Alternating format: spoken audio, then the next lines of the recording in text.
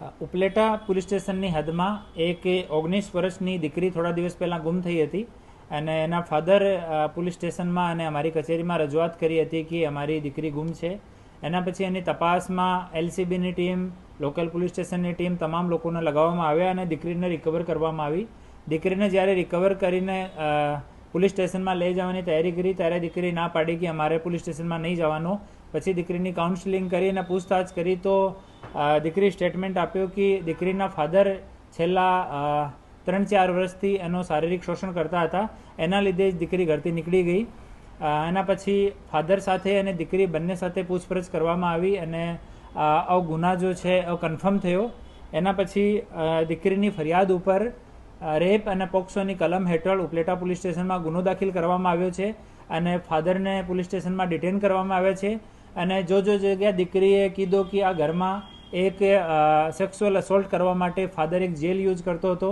Jail અને protection ત્યાં ઘરથી દીકરીના નિશાનદેહી ઉપર રિકવર કરવામાં આવ્યો છે. અને પછી પૂછતાછમાં એવો ખબર પડ્યો કે દીકરીની કઝન સિસ્ટર જો હાલ 17 વર્ષની છે, એનો પણ છેલ્લા 7 વર્ષથી આ દીકરીનો ફાધર હે ઓ શારીરિક શોષણ કરી રહ્યો છે.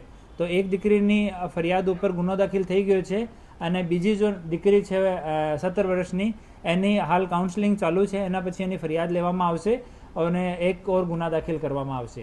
અને દીકરીનો ફાધર જો છે એ દિવ્યાંગ છે અને દીકરીની મધર છે આ કેન્સર પીડિત છે અને 4th સ્ટેજ છે. તો અમે અહીંયા ડીડીઓ સાહેબ અને હેલ્થ સાથે પણ વાત કરી છે. દીકરીની જો મધર છે એની સારવાર માટે અમે લોકો જિલ્લા પ્રશાસન સાથે મળીને પ્રયાસ કરી રહ્યા છીએ અને માનનીય HM સાહેબ, ડેપ્ટી CM સાહેબ, માનનીય DG સાહેબ, માનનીય IG સાહેબનો સ્પષ્ટ માર્ગદર્શન છે કે મહિલા સંબંધિત અપરાધોમાં 0 ટોલરન્સ હોવી જોઈએ અને અમે આ મુજબ જ અમે લોકો આમાં કામ કરી રહ્યા છીએ.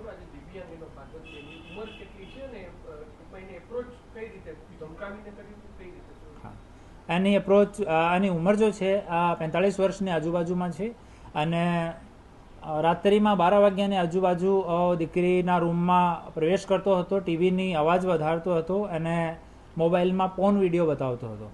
એના પછી દીકરી સાથે શારીરિક શોષણ કરતો હતો અને હાલ પોલીસ કસ્ટડીમાં છે અને આરોપી પણ આ ગુનાની કબૂલાત કરી છે અને આગળની ઇન્વેસ્ટિગેશન ચાલુ છે.